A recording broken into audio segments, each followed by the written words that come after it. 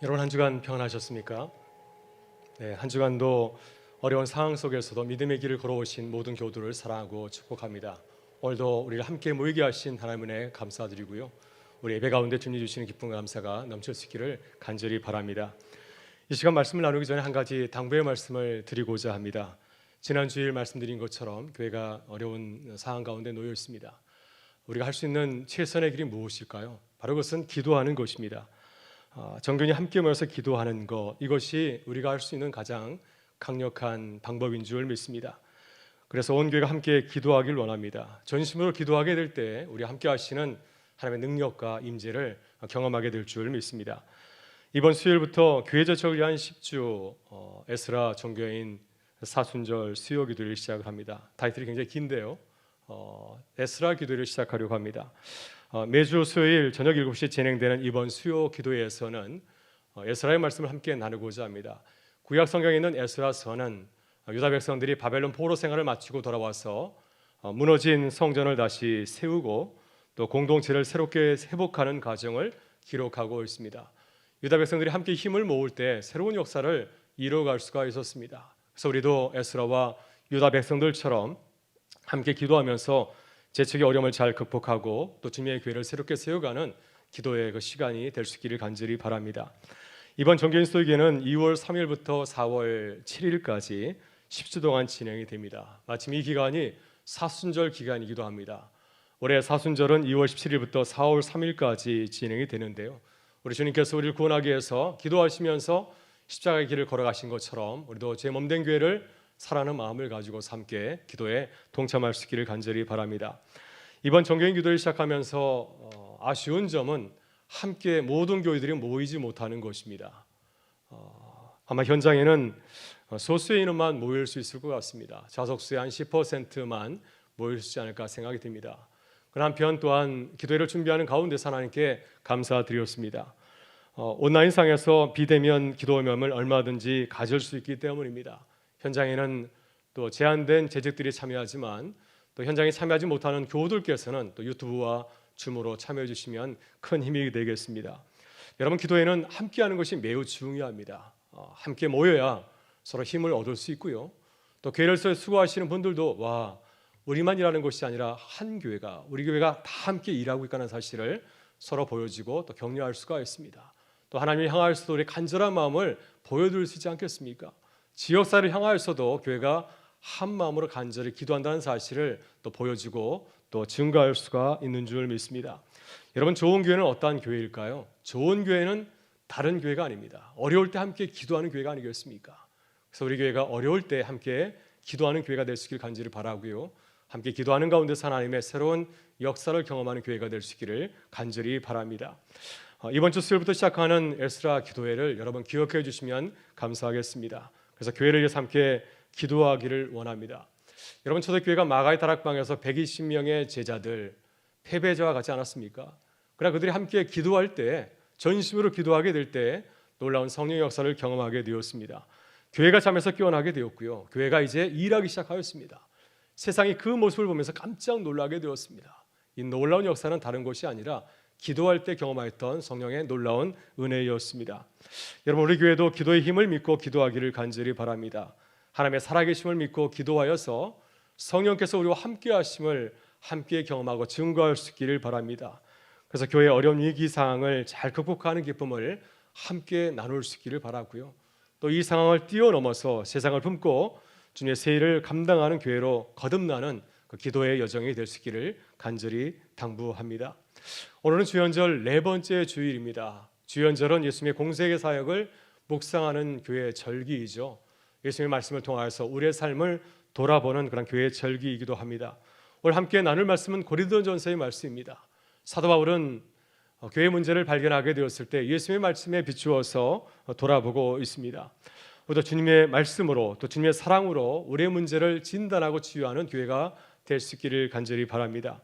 여러분, 사도 바울은 제2차 전도 여행에서 18개월 동안 고린도 지역에 머무르면서 고린도 교회를 세웠습니다. 바울 사도가 가장 오랫동안 머무른 곳이 고린도 지역이었습니다. 이곳에서 수고하여서 세운 교회가 바로 고린도 교회이죠. 그러나 고린도 교회는 바울 사도가 떠난 이후에 공동체의 여러 가지 문제로 인하여서 큰 진통을 겪게 되었습니다. 우상 제물을 먹는 문제는 고린도 교회 성도 간의 가장 심각한 갈등을 초래한 문제 중에 하나입니다. 안타깝게도 고린도 교회는 우상 제물을 먹는 문제로 하나 되지 못하고 서로 나뉘게 되었습니다.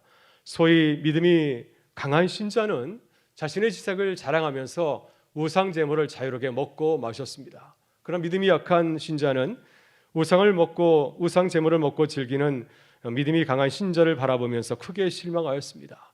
그래서 신앙을 버리기도 하고 또 교회를 떠나기도 하였습니다. 이렇게 강한 자들이 약한 자들을 돌보지 못하였기 때문에 교회는 하나 되지 못하고 그리스도의 몸된 교회를 이루지 못하였습니다. 사도 바울은 어려움 가운데 놓여 있는 고린도 교회를 바라보면서 목자의 심정으로 사랑의 서신을 보냈습니다. 그리고 이 우상 제물의 문제를 가볍게 다루지 아니하고 심도 있게 다루고 있습니다. 고린도전서를 보게 되면 고린도전서 8장부터 10장까지 무려 3장에 걸쳐서 이 문제를 길게 다루고 있고요. 오늘 본문 말씀은 우상 제물에 관한 문제를 처음 시작하면서 말씀한 이 고린도전서 8장의 내용입니다. 오늘 본문에서 바울 사도는 서로 하나 되지 못하고 분열하는 신앙 공동체를 바라보면서 공동체를 다시 새롭게 세우는 공동체의 사랑의 원리에 대해서 말씀을 하고 있습니다.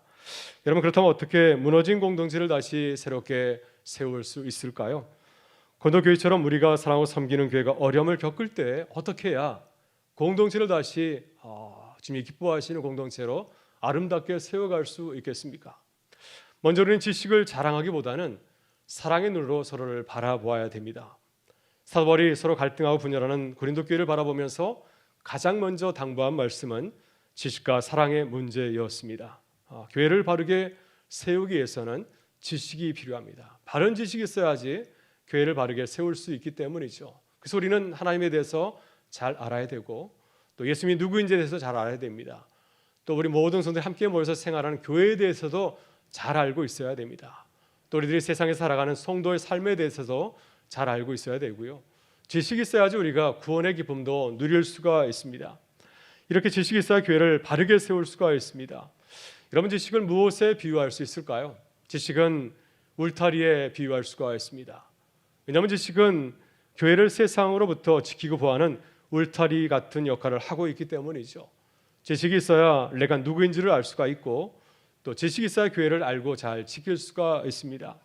그러나 지식만 가지고는 교회를 건강한 공동체로 세울 수가 없습니다. 왜냐하면 지식은 엄격한 율법 교사와 같기 때문이죠. 지식은 내 생각이 무엇이 옳고 바른지를 알고 판단하는 율법 교사의 역할을 하게 됩니다. 그 지식을 가지고서 사람들을 바라보게 되면은 사람들의 잘잘못이 보이게 되고 그래서 결국은 판단하고 정죄하게 됩니다.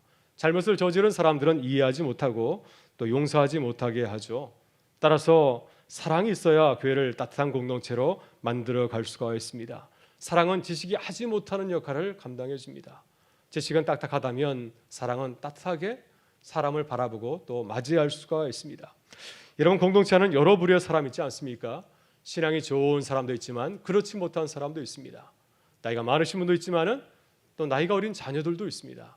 남성도 있고 여성도 있습니다. 또 우리 교회에 오랫동안 출석하신 분들도 계시지만은 이제 나온 지 얼마 안 되시는 그러한 새 교우들도 있습니다. 여러분, 사랑은 주 안에서 모든 사람들을 어떻게 바라보게 하나요? 사랑하는 마음을 가지게 되면 모든 사람을 하나님의 백성으로 바라보게 됩니다. 그리고 모든 사람을 내가 사랑해야 될 형제 자매로 바라보고 또 섬기게 하지 않습니까? 지식은 사람을 구분짓고 판단하게 됩니다. 이 사람은 이런 사람, 저 사람은 저런 사람. 지식의 잣대로 사람을 판단하고 구분하지만은 사랑은 그렇지 않습니다. 사람 모든 사람들을 이해하고 용서할 줄 압니다. 아무리 용서할 수 없는 사람이라 할지라도 또 나에게 내가 원하지 않는 일을 한 사람이라 할지라도 사랑의 마음을 가지면 얼마든지 품고 또 이해할 수가 있습니다. 그래서 교회는 지식도 필요하지만은 사랑이 있어야 됩니다. 사랑이 있어야 교회가 아름다운 교회로 거듭날 수가 있기 때문이죠. 오늘 본문에서 고린도 교회는 신생 교회입니다. 이제 태어난 지 얼마 안 되는 교회입니다. 그런데 고린도 교회가 우상 제물의 문제로 심각한 갈등을 겪게 된 것은 이유가 무엇일까요? 사랑으로 바라보지 아니하고 지식으로 바라봤기 때문이었습니다. 자신의 지식으로 서로를 바라보고 판단하였습니다. 믿음이 강한 자들은 믿음이 약한 자들을 어떻게 바라봤을까요? 저 사람들은 이 정도밖에 되지 않는가? 믿음이 참 약하구나 하면서 그들을 소홀히 대하였습니다. 그들을 이해하지 못하였습니다. 믿음이 약한 자들도 그들의 지식으로 믿음이 강한 자들을 바라보았습니다. 어떻게 믿음 있다는 사람들이 우상 제물을 먹을 수 있을까? 그 정도 믿음밖에 되지 않는가 하면서 그들을 탓하고 또 실망하였습니다. 이렇게 믿음이 강한 자나 약한 자가 서로 지식으로 서로를 바라보니 어떻게 되었을까요? 서로를 품어주고 이해하지 못하는 결과에 이르게 된 것입니다. 그래서 우리는 지식도 필요하지만 사랑으로 바라봐야 됩니다. 지식이 잘못된 것이 아니죠. 지식은 완전하지 못하기 때문이죠. 지식이 모든 것을 품을 수 없기 때문에 문제가 있는 것입니다. 그러나 사랑은 항상 좋은 것을 바라봅니다. 지식이 하지 못하는 것, 지식이 보지 못하는 부분을 이해하고 품어줄 줄 아는 그러한 역할을 하고 있습니다. 오늘 본문 1절에서 바울 사도는 이렇게 권면하고 있습니다. 우상의 제물에 대해서는 우리가 다 지식이 있는 줄을 아나 지식은 교만하게 하며 사랑은 덕을 세우나니. 여러분, 우리는 항상 사랑으로 바라보아야 됩니다. 사랑으로 바라보아야 온전한 지식을 가질 수가 있기 때문이죠. 예수님께서는 공생의 사역을 하실 때 어떻게 사역하셨습니까? 예수님께서 사역하실 때 예수님의 그 사역의 기준은 항상 사랑이었습니다. 예수님이 지식이 부족했을까요? 주님은 온전한 지식을 가지고 있었지만 그 지식을 기반으로 사랑으로 늘 바라보았습니다. 그러나 바리새인들은 항상 지식의 눈으로 바라보았습니다. 율법의 잣대로 옳고 그름을 따지 않았습니까? 그래서 그들의 사역의 결과는 무엇이었습니까? 모든 사람들을 죄인으로 정죄하고 심판하는 것이었습니다. 그들이 보기에 예수님도 율법을 범하였다 생각하기 때문에 결국 예수님을 십자가에 못 박고 죽이는 결과를 초래하게 되었습니다. 여러분, 이렇게 지식은 모든 사람을 죽음에 이르게 합니다. 그래서 우리는 지식을 자랑하지 말아야 됩니다. 지식으로 바라볼 때에는 신중하게 지식을 사용해야 그 지식을 바르게 쓸 수가 있습니다. 그러나 주님은 지식보다는 사랑으로 바라보았습니다. 가나바다 현장에서 붙잡힌 여인을 바라보았을 때 주님은 지식으로 바라보지 아니하고 사랑으로 바라보았습니다. 많은 사람들이 돌을 들어서 그녀를 치려고 할 때 주님은 그들에게 이렇게 말씀하지 않았습니까? 너희 중에 죄 없는 자가 돌로 치라. 이 말씀의 뜻은 무엇입니까? 율법으로 바라보게 되면 모든 사람이 다 죄인이라고 하는 것입니다. 너희는 지금 의인이라 생각하고 돌을 들어 치려고 하지만은 너희도 율법으로 바라보게 되면 너희도 역시 마찬가지로 심판받고 죽을 수밖에 없는 죄인에 불과하다고 하는 것이죠. 그러니 가련하고 불쌍한 여인을 지식으로 바라보지 말고 사랑으로 바라볼 것을 당부하였습니다. 이것이 하나님의 백성의 바른 모습이라고 하는 것입니다. 여러분, 이런 관점에서 우리 사회를 바라보게 되면 우리 사회는 사랑의 사회인가요? 아니면 지식의 사회입니까? 우리 사회는 안타깝게도 지식의 사회입니다. 지식으로 사람을 정죄하고 판단하는 일에 몰두하고 있습니다. 그러다 보니 우리 사회가 참 많이 차가워졌습니다. 따뜻한 사랑이 점점점 사라지고 있고요. 또 모든 사람들이 위선자들이 되어가고 있는 가운데 있지 않습니까? 여러분, 우리 교회는 어떠한 교회가 되어야 되겠습니까? 우리 교회는 사랑 공동체가 되기를 간절히 바랍니다. 교회에서만큼은 서로를 사랑으로 받아주고 품어줄 수 있기를 바랍니다. 그래야지 우리가 교회에서 새 힘을 얻고 세상에서 힘있게 일할 수 있기 때문이죠. 교회 와서 나의 본 모습을 되찾아야 내가 하나님의 백성이요 하나님의 사람이라는 사실을 우리 주위의 교우들을 통해서 확인해야 우리가 든든히 마음을 먹고 세상에 나가서 하나님의 백성으로 열심히 일할 수 있지 않겠습니까? 여러분, 지금은 어려운 때입니다. 주님의 사랑으로 서로를 세워주고 품어주는 교회로 새롭게 거듭날 수 있기를 주의 이름으로 축원합니다. 다음으로 우리는 내 개인의 생각보다는 공동체 식구를 먼저 배려해야 됩니다.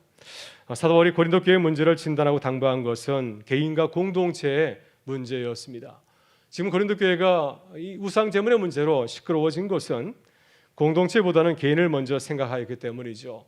만일 고린도 교회가 개인보다도 공동체를 먼저 배려했다면 어떻게 되었을까요? 아마도 고린도 교회는 지금보다는 훨씬 더 근사한 공동체로 거듭나게 되지 않았을까 생각이 듭니다. 우리는 교회에서 신앙생활할 때 나보다도 공동체를 살피는 신앙적인 이유가 정말 필요합니다. 나의 신앙을 지키고 주장하는 것도 물론 중요하죠. 나의 신앙도 물론 중요하지만 함께 신앙생활하는 교우들이 어떻게 생각하고 있는지를 알아봐야 됩니다. 그들의 생각을 존중하고 배려할 줄 알아야 되죠. 그래야지 교회가 함께 공동체를 이뤄갈 수 있기 때문입니다. 예수님께서는 이 땅에 오셨을 때 사람의 몸을 입으셨습니다. 예수님은 높으신 분이었죠. 가장 위대하신 분이셨는데 예수님께서는 가장 낮은 자의 모습을 취하셨습니다. 주님은 태어나실 때 말그 위에 누인 갓난아기의 모습으로 우리에게 찾아오셨습니다. 예수님의 부모님은 어떤 분이셨습니까? 왕족이 아니라 아주 평범한 유대 사람이었습니다. 주님이 선택하신 제자들, 유대 사회에서 가장 엘리트들이 아니라 갈릴리 지역의 낮고 천한 촌 사람들이었습니다. 왜 예수님께서는 낮고 천한 모습으로 오셨을까요? 이왕이면 근사 모습으로 오셨으면 얼마나 좋았을까? 모든 사람들이 알아봤을 터인데 왜 낮고 천한 모습으로 오셨을까요? 그 이유는 우리를 먼저 생각하고 배려하셨기 때문입니다. 그래서 주님께서는 사람들에게 말씀을 전하실 때에도 어려운 말씀을 하지 아니하시고 모든 사람들이 알아들 수 있는 비유로 천국의 진리를 전하였습니다. 그래서 누구나 천국 복음을 듣고 하나님을 깨달을 수 있도록 주님은 말씀을 전하셨습니다. 예수님 공생의 사역을 묵상하면 예수님의 기전은 항상 나보다는 항상 사람들이었습니다. 나보다는 다른 사람들에게 더 관심이 있었습니다.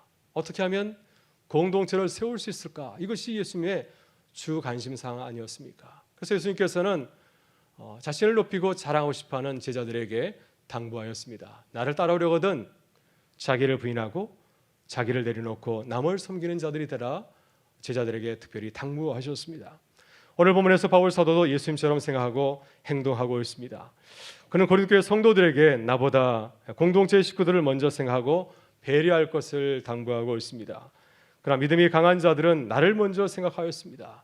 그들은 일부러 우상 제물을 먹고 즐겼습니다. 나를 자랑하기 위해서. 나는 우상 제물 먹어도 괜찮다. 이 정도의 큰 믿음을 가지고 있음을 보여주기 위해서 그들은 일부러 우상 제물을 먹고 마셨습니다. 그러나 교회에는 그렇지 못한 성도들이 참 많이 있습니다. 신앙이 어린 사람들은 우상 제물을 두려워하였습니다. 그 음식 가운데 귀신이라고 생각하였습니다. 내가 우상 제물을 먹으면 내 마음과 내 몸이 상할 것처럼 생각하였습니다. 근데 그러한 그들 앞에서 우상 제물을 먹고 마신다면 그들이 얼마나 큰 충격을 받았을까요? 교회를 정말 사랑한다면 나보다는 공동체 식구들을 먼저 생각하고 배려해야 됩니다. 제가 전에 섬기던 교회에서 호텔을 경영하는 세 교우가 있었습니다. 하루는 저를 호텔에 와서 예배를 들려달라고 부탁을 드렸습니다.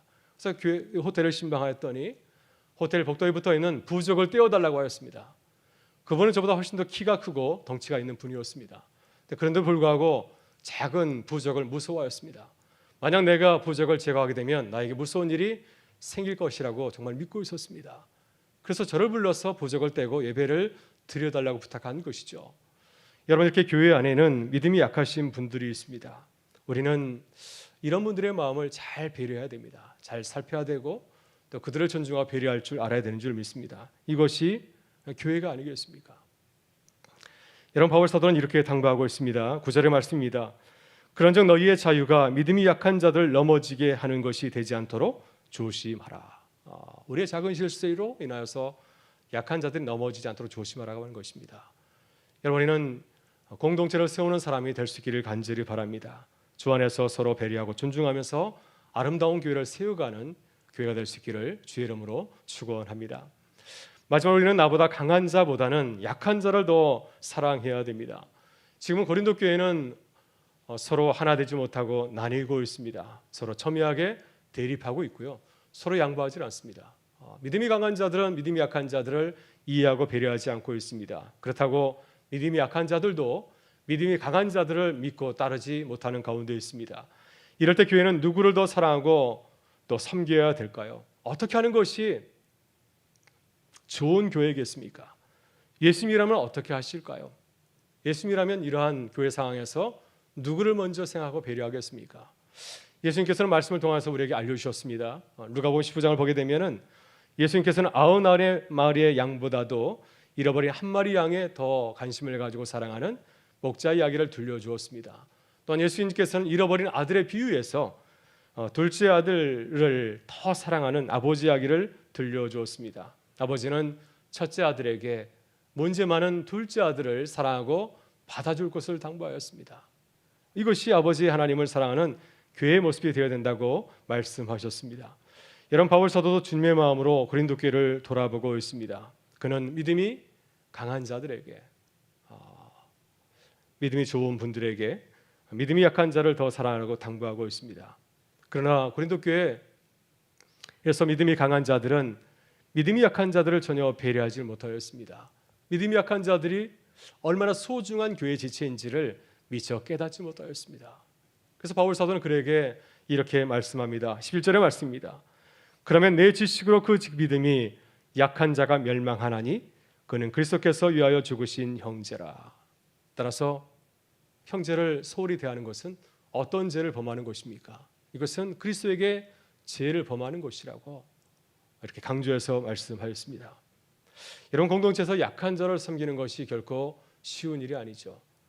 그렇게 하려면은 나를 포기하고 내어주는 희생을 감당해야 됩니다. 공동체에서 믿음이 좋으신 분들이 좀 자리를 내려놓아야 됩니다. 양보해야 됩니다. 약한 자들을 세워주어야 됩니다. 그래야 공동체가 무너지지 아니하고 아름답게 세워질 수 있기 때문이죠.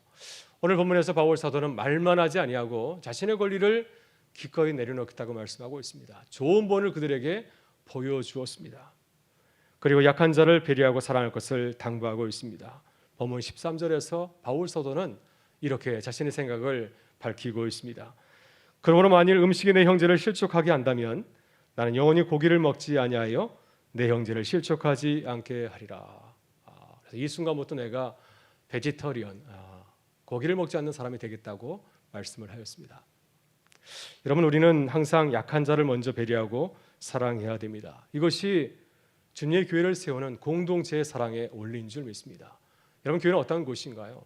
교회는 나보다는 남을 먼저 생각하고, 나보다는 공동체를 먼저 배려하고, 또 나보다는 약한 자를 먼저 생각하고 돌아보는 곳인 줄 믿습니다. 이렇게 생각하고 서로를 바라보게 되면 교회는 서로 사랑하고 섬기는 사랑의 공동체로 아름답게 세워지게 될 줄 믿습니다.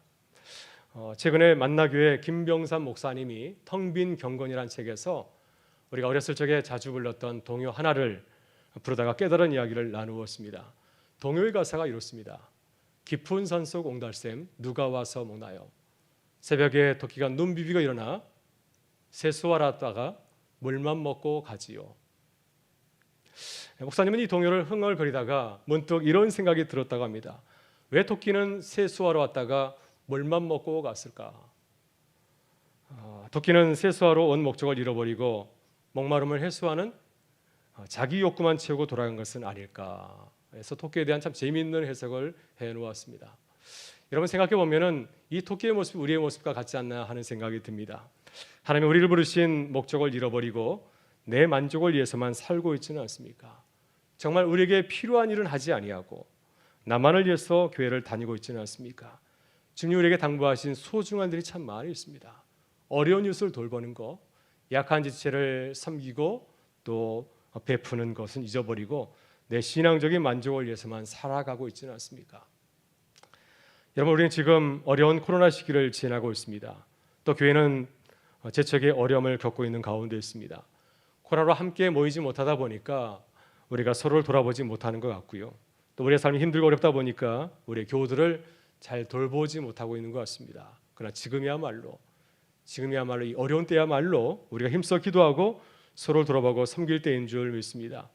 여러분, 우리 교회가 어려울수록 서로를 위해서 기도하는 교회가 될 수 있기를 간절히 바라고요.